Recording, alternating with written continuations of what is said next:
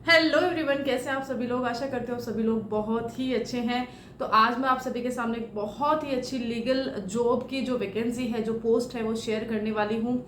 Video को बिना skip किए हुए पूरा देखना। बहुत अच्छी जॉब है और बहुत ही अच्छी सैलरी है। भारत सरकार की ये जॉब है और सबसे अच्छी बात है कि यहाँ पे जो फ्रेशर है वह भी यह एग्जाम दे सकते हैं, इस जॉब में आ सकते हैं। तो पूरी वैकेंसी क्या है, कितने पोस्ट है, बाकी सारी चीजें जो मैं वीडियो में आगे शेयर करती हूँ, तो वीडियो में अंत तक बने रहना।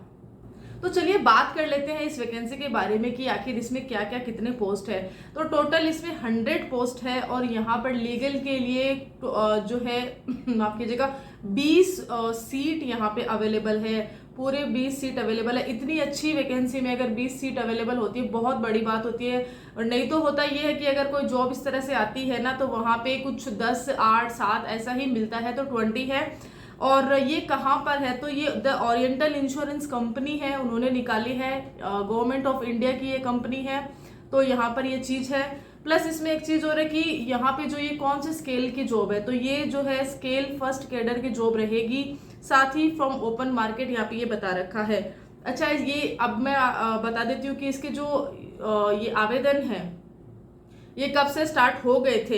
एक्चुअली ये वीडियो थोड़ा सा लेट बना है, लेकिन अभी भी समय है, आप इसमें फॉर्म डाल सकते हैं अगर आप इच्छुक है तो।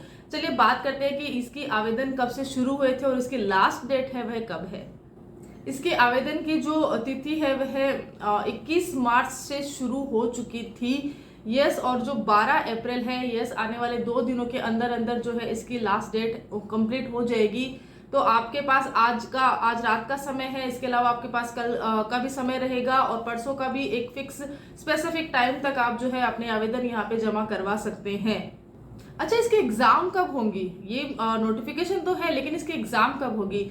तो नोटिफिकेशन के अंदर बताया गया है कि मई और जून के बीच में जो है इसकी एग्जाम करवाने की पूरी पूरी संभावनाएं हैं। ऐसा यहाँ पे इसकी ऑफिशियल नोटिफिकेशन के अंतर्गत लिखा गया है। दो सवाल ये है कि इसका जो प्रोबेशन टाइम होता है वह कितने साल का होता है, और दूसरा कि इसकी पोस्टिंग अगर हमें मिलती है तो कहाँ मिलेगी। क्योंकि ये गवर्नमेंट ऑफ इंडिया की वैकेंसी रहती है, तो यहाँ पे आपको भारत के किसी भी शहर में आपको यहाँ पे ये जॉब मिलती है। बहुत अच्छी जॉब है। अगर किसी भी शहर में मिलती है तो वो डिस्ट्रिक्ट लेवल का होगा या तो कोई संभाग लेवल का जो बड़ा शहर होगा वही आपको मिलेगा। दूसरा ये है कि प्रोबेशन कितना रहता है, तो प्रोबेशन टाइम जो रहता है पूरा पूरा 1 साल का यहाँ पे बताया गया है। अच्छा, ऑफिशियल नोटिफिकेशन जो एडवर्टाइजमेंट आया है उसमें यहाँ पे बहुत सारे रूल्स और रेगुलेशंस भी इस जॉब के रिगार्डिंग लिखे गए हैं। यहाँ बताया गया है कि कितने साल तक का एक पीरियड रहता है। आपको यहाँ पे जो गारंटी बॉन्ड होती है, जो कि हम किसी भी वैकेंसी के लिए हम देते हैं, तो मिनिमम 4 साल का गारंटी जो बॉन्ड है वह भी मांगा गया। उसके अलावा कुछ रूल्स रेगुलेशंस है, वह भी आप जो है इसके लिंक पे जाके देख लीजिएगा। आपको पूरा रीड करना पड़ेगा। बड़ा एडवर्टाइजमेंट है, यहाँ पे मैं पूरा बताऊंगी तो वीडियो लंबा हो जाएगा, इसलिए मैं डिस्क्रिप्शन बॉक्स में आपको यहाँ पे इस जॉब के बारे में जो है बता दूंगी। अच्छा, ये तो जान लिया कि ये भारत सरकार की जॉब है और ये अभी इसके बारे में थोड़ा हमने जान भी लिया है। अब आती है बात सैलरी की, क्योंकि अगर सैलरी अच्छी होती है तो हम जो है इसमें पूरा एफर्ट भी लगाते हैं, ऐसा हमारा मानना होता है।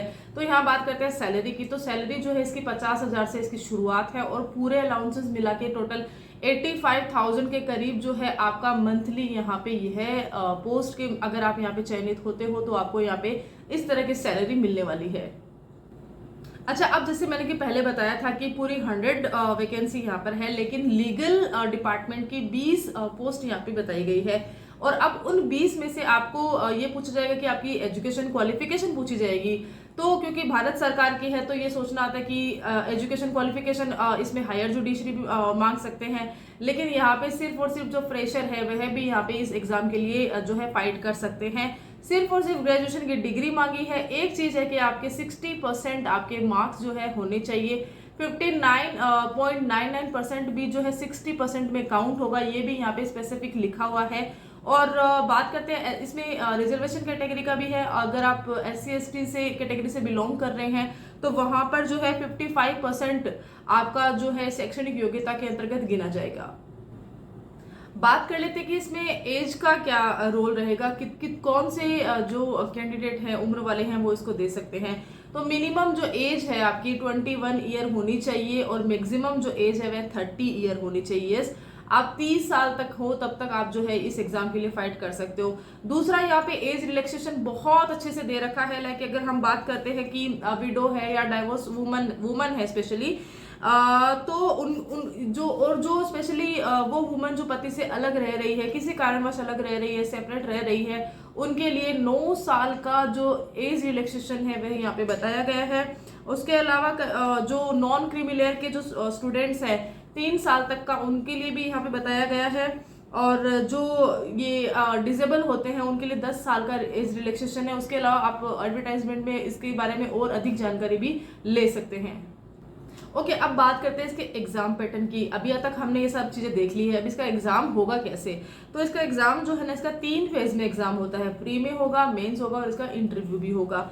अब इसके प्री जो होता है फेज 1 जिसको हम बोलते हैं, उसमें क्या होता है, तो ये जो है 100 मार्क्स का होता है, जिसमें कि ऑब्जेक्टिव टाइप क्वेश्चन आपसे पूछे जाएंगे, वह 30 मार्क्स के पूछे जाएंगे। रीजनिंग एबिलिटी आपकी देखी जाएगी, 35 मार्क्स की देखी जाएगी।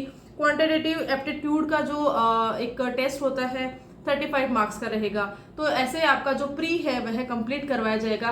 बात करते हैं मेंस एग्जामिनेशन की, तो मेंस एग्जामिनेशन का कैसा रहता है, तो फेज 2 में यहाँ मेंस एग्जामिनेशन आती है, उसके बारे में भी मैं आपको थोड़ा सा यहाँ पे बता देती हूँ।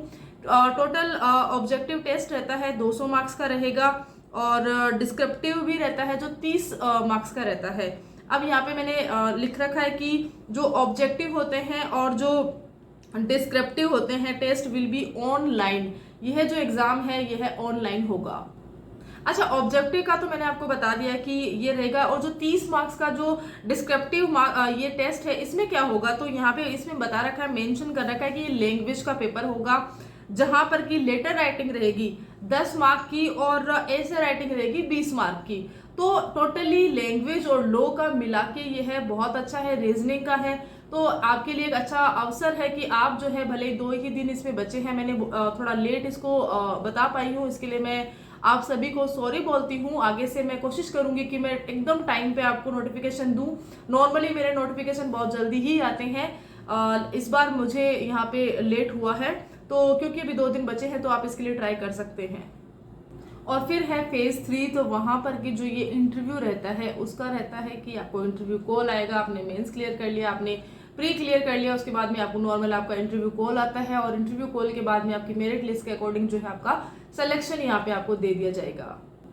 इसकी फी की बात हम कर लेते हैं, तो 250 रुपये जो है SC/ST कैटेगरी वालों के लिए रहेगा, और उसके अलावा जो अदर देन SC/ST है उनके लिए 1000 रुपीज का यहाँ पे फी चार्जेस किए गए हैं। तो एक बहुत अच्छी भारत सरकार की जॉब है, लीगल डिपार्टमेंट में जॉब है, 20 पोस्ट है, और फ्रेशर इसके लिए अप्लाई कर सकते हैं। एज जो है 30 ईयर लास्ट है, लेकिन रिलैक्सेशन भी काफी सारे मिले हुए हैं, और जो सिलेबस है बिल्कुल लेंथी सिलेबस नहीं है, आपके पहुंच तक ये सिलेबस है। और लैंग्वेज है तो लैंग्वेज में भी आपको जो है ग्रामर नहीं लिखना है, बहुत अच्छे से आपको प्री मेंस और इंटरव्यू तक आपको ये चीज लेके आ सकती है। तो अभी ऐसी आशा करती हूँ कि आप जो है अगले 2 दिन के अंदर जो है इस फॉर्म में फिल करोगे।